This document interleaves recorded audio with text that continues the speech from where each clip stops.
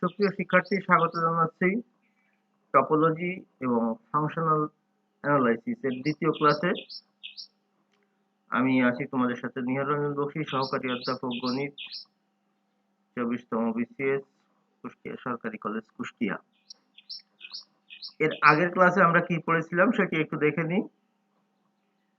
আগের ক্লাসে আমরা যেগুলো পড়েছিলাম তার ভিতর মেট্রিক জগতের সংজ্ঞাটি পড়েছিলাম। মেট্রিক জগতের সংজ্ঞাটি ভালো করে মনে রাখতে বলেছিলাম। যদি কেউ আমার আগের লেকচারটি না দেখে থাকো তাহলে ইউটিউবে বক্সী স্যার চ্যানেলটিতে পেয়ে যাবে আগের লেকচারটি, সেটি একটু দেখে নাও, তাহলে এই ক্লাসটি বুঝতে একটু সমস্যা হবে। এবং আমি আগেও বলেছি এগুলো একটু অ্যাবস্ট্রাক্ট টাইপের জিনিস, বিমূর্ত জিনিস, অনেক কিছু একটু কল্পনা করতে হয়, কল্প বাস্তব বলা যেতে পারে, সুতরাং এগুলো একটু খেয়াল রাখবে। তাহলে মেট্রিক জগৎ চারটা শর্ত মেনে চলে, এরকম আমরা বলেছিলাম। dxy greater than 0, আর যদি ইকুয়াল 0 হয় তাহলে x আর y সমান হয়, অর্থাৎ দূরত্ব x এবং y বিন্দুর দূরত্ব dxy দিয়ে প্রকাশ করা হয়। আমরা জানি দূরত্ব কখনো নেগেটিভ হয় না, সুতরাং এটা 0 অথবা তার চেয়ে বড় হয়। তাহলে আর যদি দূরত্ব শূন্য হয় তাহলে দুইটা বিন্দু একই জায়গায় অবস্থিত, এটা বোঝায় দ্বিতীয়টি। তৃতীয়টি যেটি, এটি হচ্ছে d of xy equal to d of yx হয়। এক্ষেত্রে আমাদের x থেকে y এর দূরত্ব বা y থেকে x এর দূরত্ব একই হয়। আর একটা কথা হচ্ছে x এবং y এই দুইটা বিন্দুর মাঝে যদি আরেকটা বিন্দু থাকে, যেমনটি এখানে বলেছিলাম, এই যে এখানে z যদি থাকে, তাহলে x থেকে z এর দূরত্ব, y থেকে z এর দূরত্ব যোগ করলে সেটি হয় বড় হবে। কার বড় হবে? x থেকে y এর দূরত্বের বড় হবে অথবা সমান হবে। ট্রায়াঙ্গেল প্রপার্টি, এটা বলছিলাম। তো এটা হচ্ছে মেট্রিকের সংজ্ঞা। এখন মেট্রিক জগৎ কিভাবে হবে? মেট্রিক জগৎ হচ্ছে যে এরকম দূরত্বের যত সেট আছে সেই সেট গুলোকে আমি যদি x দিয়ে প্রকাশ করি আর দূরত্বটাকে d দিয়ে প্রকাশ করি, তাহলে এই সেট এবং তাদের দূরত্ব যত সম্পর্ক আছে এই সম্পর্কগুলোকে একত্রে বলা হবে আমাদের মিতি জগৎ বা মেট্রিক স্পেস। এটি ভালো করে মনে রাখার জন্য আবারও বলছি, এটি আমাদের রিয়েল লাইন, এসব ইউক্লিডীয় জিনিসগুলো আমরা আগে পড়েছি, এর আগের দিনও বলেছিলাম। আর দুটো কথা বলেছিলাম, সুপ্রিমাম, ইনফিমামের কথা বলেছিলাম, ডায়ামিটার, এগুলো পড়েছিলাম। এমনি আর আমি কথা বলছি না, সুতরাং তোমরা আগের লেকচারটি কেউ না দেখে থাকলে সেগুলো একটু দেখে নিও। চলে যাই আমাদের আজকের ক্লাসে। লিমিট পয়েন্ট, এটা কিন্তু খুবই সূক্ষ্ম একটি বিষয়। যদি ভালো করে খেয়াল না করো তাহলে কিন্তু এই লিমিট পয়েন্টটি তোমার কাছে আসলে অজানা থেকে যাবে। সুতরাং লিমিট পয়েন্ট কি জিনিস সেটা আমরা একটু ভালো করে দেখতে চাই। ঘটনাটি মুখস্থ করে লিখলে পরে ভুলে যাবে। এখন বলছে একটা সেট নিলাম আমি, এই সেট, এখানে বিভিন্ন বিন্দু আছে, এই সেটটাকে আমরা x দিয়ে প্রকাশ করলাম। এখন এর একটা উপসেট নিলাম, সাবসেট a, এটা হচ্ছে এর সাবসেট। এখন এই সাবসেটের যে বিন্দুগুলো আছে, বিভিন্ন বিন্দুগুলো আছে, এই বিন্দুগুলোর ভিতর কোনগুলো লিমিট পয়েন্ট? লিমিট পয়েন্ট বলতে বোঝাচ্ছে যদিও সীমা বা পুঞ্জবিন্দু, আসলে এর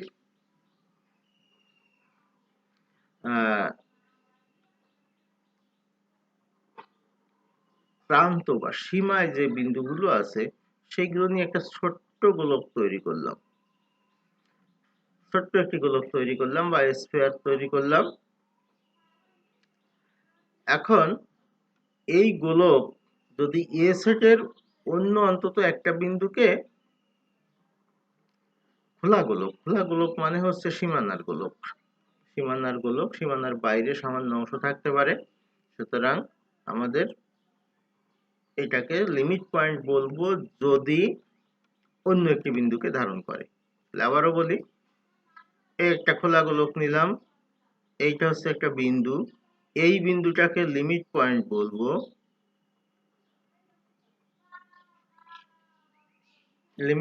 বলবো যদি এই গোলকের ভিতর আর একটা বিন্দু, এই যে এই বিন্দুটা আছে, এই বিন্দুটা পাই যেটা এ সেটের সদস্য। খোলা গোলক যেহেতু এ সেটের বাইরের অংশ এখানে থাকতে পারে, ফলে এ সেটের অন্তত অন্য একটা বিন্দু যদি ধারণ করে এই খোলা গোলক, তখন একে লিমিট পয়েন্ট বলবো। তার মানে লিমিট পয়েন্ট হতে গেলে যে পয়েন্টটির কথা বলছি সেই পয়েন্টকে কেন্দ্র করে আমরা একটি খোলা গোলক তৈরি করব, যার ভিতর ওই যে সাবসেট এ তার একটি সদস্য থাকতে হবে। যদি থাকে তাহলে এটাকে আমরা লিমিট পয়েন্ট বলবো।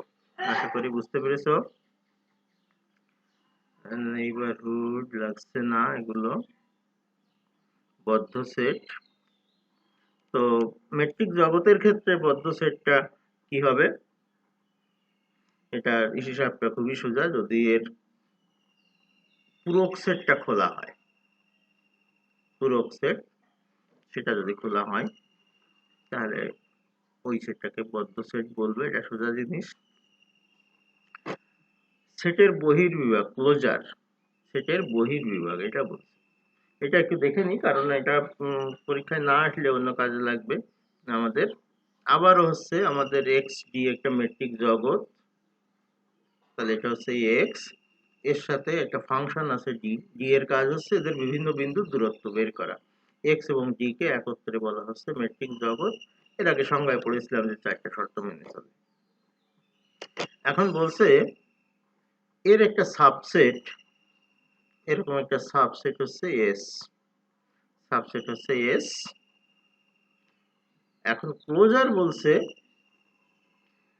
যে smallest closed set containing S, তাহলে এস কে ধারণ করে এরকম স্মলেস্ট, সব থেকে ছোট ক্লোজড সেট। কেমন উদাহরণ দেই, মনে করো এটা বলি, এটা একটা এফ ওয়ান, এখানে একটা আছে এফ টু, এখানে একটা আছে এফ থ্রি, এদিকে হয়তো একটা আছে F4, যে কটাই থাকুক না কেন। এখন আমরা এই F1 intersection F2 intersection F3 এরকম করতে করতে যতগুলো আছে এগুলোর ইন্টারসেকশন বের করলাম। বের করলে যে সাধারণ অংশটি আমরা পাবো, কোন সাধারণ অংশটি পাবো, এখানে ছবিটা ভালো করে দেখো, সবাইকে আছে এখানে এস কে উদাহরণ করছে, আবার ওদেরকে এই যে মাঝের ছোট্ট অংশটি, আমার কার্সার যেখানে ঘুরছে এই ছোট্ট অংশটি, ওই ভিতরে ছোট্ট অংশটি, এটা smallest close set containing S, এইটাকে বলা হচ্ছে ক্লোজার বা এস বার, যেটা এটি এটি এস বার, ওটাকে এস বার বলা হচ্ছে। তাহলে আরেকবার দেখি, একটা মেট্রিক জগতের এস হচ্ছে সাবসেট। এখন ক্লোজার বলা হবে ওই সাবসেটের একটা অংশ যা ওই যে F1 F2 এগুলোকে ইন্টারসেক্ট করে পাওয়া যায়। তো আমরা এরপরে চলে যাব ডেন্স সেট। ডেন্স সেটটা বলছে এই ক্লোজারটা নিয়েই, আমি যে ক্লোজারটা বের করলাম ওই যে ছোট অংশটা, এখন যদি দেখা যায় এই ছোট অংশটা আসলে এস এর সমান, তার মানে এই যে এস বার এটা আমার এস বাই এক্স এর সমান, তাহলে এটাকে আমরা বলবো পুরো সেটটার সমান, আমার ম্যাট্রিক জগতের যে সেট সেটার সমান। তার মানে আমার যে ছোট অংশটি ছিল মাঝখানে, এই ছোট অংশটি যদি আমার এক্স পুরো সেটের সমান হয়ে যায়, এস বার এটি যদি এক্স এর সমান হয়ে যায়, তাহলে কি সব বিন্দুগুলো একত্রে চাপাচাপি করে আছে, তাই এটাকে তখন ডেন্স সেট বলা হয়। আর যদি দেখা যায় এর নেইবারহুডকে ধারণ করে, নেইবারহুড তোমরা পড়েছিলে এর আগে, এখানেও পরের দিকে কিছু আছে, এটা যদি এক্স হয়, এটাই যদি এস বার হয়, তখন এটাকে ডেন্স সেট বলা হবে। আর সর্বত্র নো হায়ার ডেন্স সেট, যদি কোথাও ডেন্স সেট না থাকে, তখন এটা কিভাবে হবে, যদি কোনো নেইবারহুডকে ধারণ না করে, অর্থাৎ এরকম অংশ কোনোটাকে নেইবারহুডকে যদি ধারণ না করে, তখন এটাকে নো হায়ার ডেন্স সেট বলে। মানে কোথাও এরা চাপাচাপি করে নেই, আলাদাভাবে আছে। এরপরে অনুক্রম সিরিজের মতোই, শুধু মাঝখানের চিহ্নগুলো যদি না থাকে, তাহলে limit n tends to infinity xn x d of xn x equal যদি 0 হয়, তাহলে x কে বলা হয় xn এর লিমিট। কিরকম, আমি ধরে নিলাম যে xn টা এরকম 1 1/2 1/3 এরকম। এখন আমি x এর মান 0 ধরে নিলাম। এখন যদি আমি limit x tends to infinity x tends to infinity xn এটা যদি হয়, তাহলে এটার মান আমি 0 পাই। কেন? তার কারণ হচ্ছে এটা হচ্ছে 1/infinity হয়, 1/infinityর মান 0 হয়। তাহলে লিমিট নিলে এই আসলে ক্রমাগত কোন দিকে যাচ্ছে, ক্রমাগত যে দিক যাচ্ছে সেটা হচ্ছে 0-র দিকে যাচ্ছে। তাহলে এটাকে বলা হবে xn এর কনভার্জেন্স, যেটা সিকোয়েন্স, যেটা তার কনভার্জেন্স। এখন এখানে একটা আছে, দেখলে দেখতে পারো, লাগবে না। আমরা কশি সিকোয়েন্সে চলে যাই। দুইটা সিরিজ আমরা ধরে নিলাম যে xn এবং xm। এখন এদের দূরত্ব, মধ্যবর্তী দূরত্ব যদি খুবই ছোট হয়, তখন এটা কশি সিকোয়েন্স বলবো। এর আগে কশি সিকোয়েন্স তোমরা পড়েছো, একই কথা, শুধুমাত্র এখানে দূরত্ব ফাংশনটা ব্যবহার করা হয়েছে, আর কোনো কিছু নেই। আর একটা হচ্ছে কমপ্লিটনেস আছে। কমপ্লিটনেস হচ্ছে যে অভিসারী যে হয়, কশি সিকোয়েন্স যে অভিসারী হয়, সেটা অভিসারীটা যেন তার নিজস্ব ওই সেটের, যে সেট এক্স অভিসারী যেটা হয়, মানে এখানে ধরলাম xn আছে, এখানে x আছে, তাহলে xn কে লিমিট বসালে যদি 0 হয়, আর x এর মানও যদি 0 হয়, তাহলে এই 0টা আসলে ক্যাপিটাল X যে পুরো সেটটা আছে এই সেটের মধ্যে অবস্থিত, তখন এটা কমপ্লিট। আর যদি সেটের বাইরে যে অভিসারী হয়, তাহলে এটাকে আমরা কমপ্লিটনেস বলবো না, বা কমপ্লিট বলবো না। এরপরে দেখো আমরা একটা থিওরিতে যাই। Every convergent sequence is a metric space, in a metric space is কশি sequence. তাহলে মেট্রিক জগতের ভিতর যত কনভার্জেন্ট সিকোয়েন্স আছে, তারা প্রত্যেকেই আসলে কি হবে, কনভার্জেন্ট সিকোয়েন্স, কশি সিকোয়েন্স হবে, সেটা আমাদের প্রমাণ করতে হবে। তার মানে হলো যে মেট্রিক জগৎ এর ভিতরে কনভার্জেন্ট সিকোয়েন্স থাকবে, এটা অবশ্যই কশি সিকোয়েন্সটা হবে। কশি সিকোয়েন্স কিভাবে হবে, দুইটা বিন্দুর দূরত্ব আমাদের খুবই ক্ষুদ্র, অর্থাৎ 0-র কাছাকাছি, বা লেস দেন এপসাইলন, এটা হলেই হলো। এখন এটা যদি মেট্রিক জগতের ভিতর হয়, মেট্রিক জগতের ভিতর আমি কশি সিকোয়েন্স নিলাম বা কনভার্জেন্ট সিকোয়েন্স নিলাম, তাহলে এটা কশি সিকোয়েন্স হবে। কনভার্জেন্ট সিকোয়েন্স কিভাবে হবে একটু আগে বলেছিলাম, যে কনভার্জেন্ট সিকোয়েন্স হতে হলে এটা অবশ্যই আমাকে ওই লিমিট পয়েন্টটা ওই সেটের ভিতর বা এক্স এর ভিতর থাকতে হবে। তাহলে আমরা একটু দেখে নিই কেমন হয়। যে আমরা জানি একটু আগে যে থিওরিটা বলছিলাম, যে চিত্রটি দিয়েছিলাম সেখানে D of X N x, এটি দেখো, এটা এপসিলন বাই 2 ধরে নিলাম। এখন এপসিলন বাই 2 ধরবো কেন? আমরা যে কোনোটাই ধরতে পারি, epsilon by 2, epsilon by 3, epsilon square. এটা একটা কনসেপ্ট যে এপসিলনটা জিরোর কাছাকাছি, এপসিলনটা ভেরি নিয়ার টু জিরো, প্রায় জিরো। তার মানে এপসিলন মানে 0.0000 হাজার জিরো, এরকম করে করে 1 ধরে নিলাম।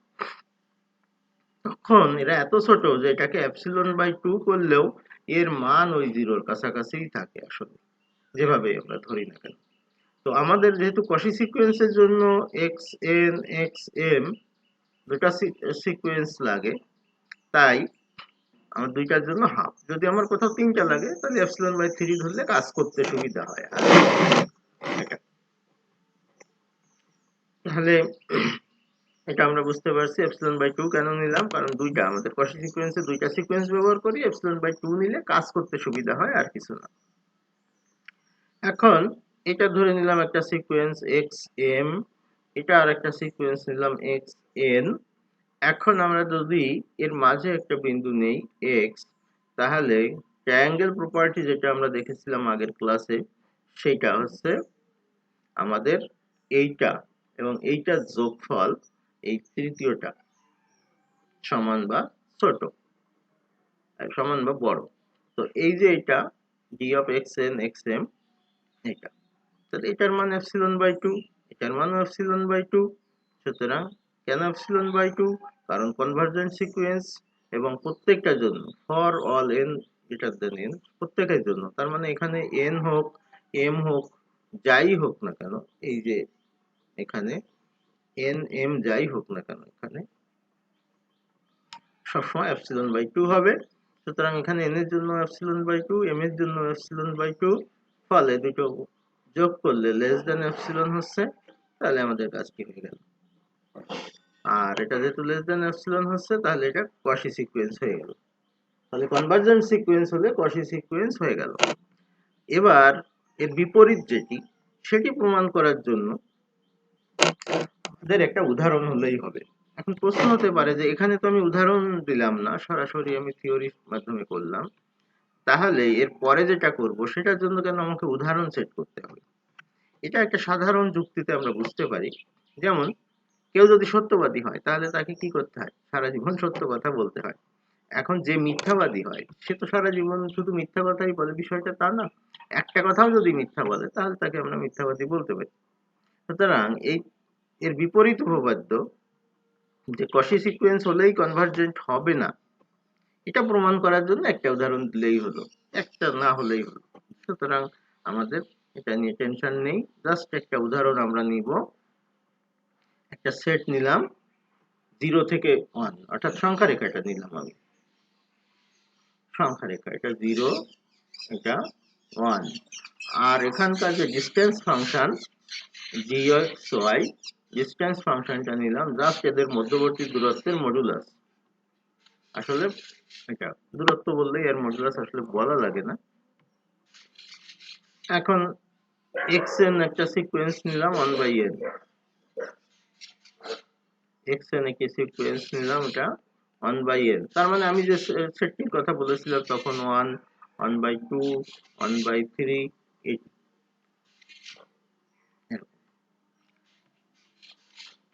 তাহলে xn থেকে xm যদি বিয়োগ করি আমরা, তাহলে 1/n মাইনাস 1/m। কিন্তু nm যদি ইনফিনিটি হয় তাহলে এটিও 0 হয়, 1/infinity 0, এটাও 1/infinity 0। সুতরাং এটা 0 হচ্ছে। এখন আমরা দেখব এটা কশি অনুক্রম, xn সমান 1/n, এটা আমরা দেখলাম যে এটা কশি অনুক্রম। এখন কশি অনুক্রম হলে এটি কনভার্জেন্ট হয় কিনা সেটা আমরা দেখব। আমরা দেখব এটি কনভার্জেন্ট নয়। কেন কনভার্জেন্ট নয়? কারণ হচ্ছে এই যে লিমিটটা যখন আমি নিচ্ছি, এই লিমিটটি, এর মান আসছে কত? এর মান আসছে 0। এর মান যেহেতু 0 আসছে, সুতরাং এর মান 0 আসলে 0 আমার এই সেটের সদস্য না। 0 যদি এই সেটের সদস্য না হয় তাহলে আমরা বলেছিলাম যে কষি অনুক্রম হতে গেলে অবশ্যই ওই যে লিমিট পয়েন্টটিকে আমাদের অবশ্যই ওই সেটের বা অনুক্রমের সদস্য হতে হবে, কিন্তু এখানে লিমিট পয়েন্ট 0 পাচ্ছি যা সেটের বাইরে, সুতরাং এটাকে কনভার্জেন্ট বলতে পারছি না। অনুক্রমটা কষি অনুক্রম ছিল, বাট আমরা এটাকে কনভার্জেন্ট বলতে পারছি না। যেহেতু বলতে পারছি না, সুতরাং আমাদের বিপরীত অংশটি সত্য নয়। বিপরীত অংশটি সত্য নয়। তাহলে আমাদের উপপাদ্যটি প্রমাণিত হলো। এখন আমরা চলে যাই আর একটা, পড়া যায় কিনা, বেশি জিনিস এখানে পড়া যায় না। এটা কমপ্লিটনেস একটা আছে, ইউক্লিডীয় জগৎ কমপ্লিট, আমরা এটা পড়ে শেষ করতে চাই যে ইউক্লিডীয় জগৎ কমপ্লিট হতে হবে, সম্পন্ন হতে হবে। ইউক্লিডীয় জগৎটা মনে রাখতে হবে।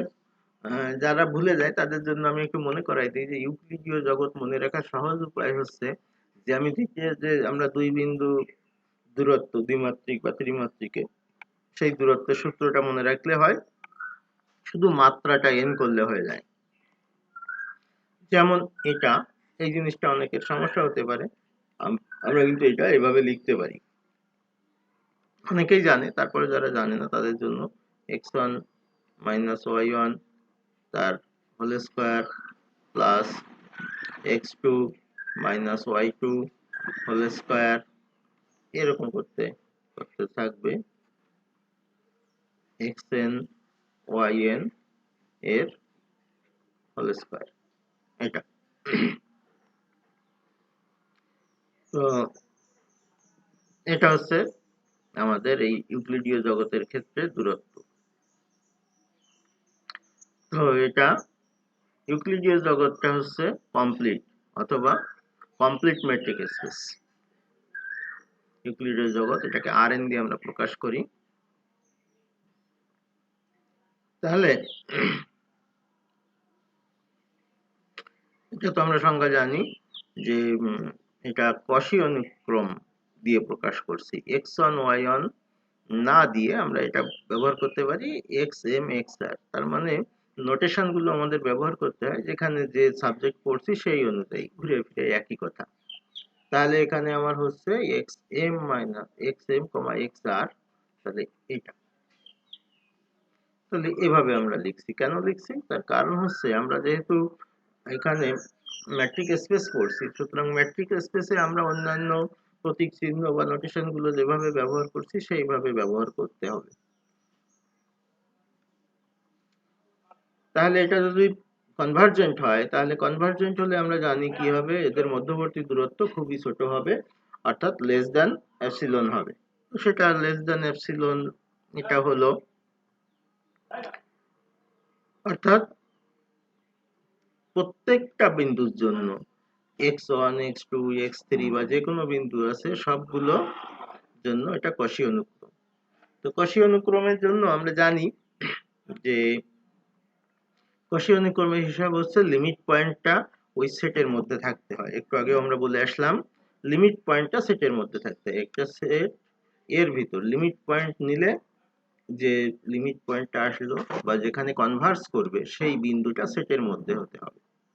তো এটা সেজন্য বলছে যে প্রথমটা x1 এ যদি কনভার্স করে, এরকম বাকিগুলোও যদি এরকম কনভার্স করে, প্রত্যেকটা বিন্দুর জন্য x1 x2 xl xm xn প্রত্যেকটার জন্য এটা আমাদের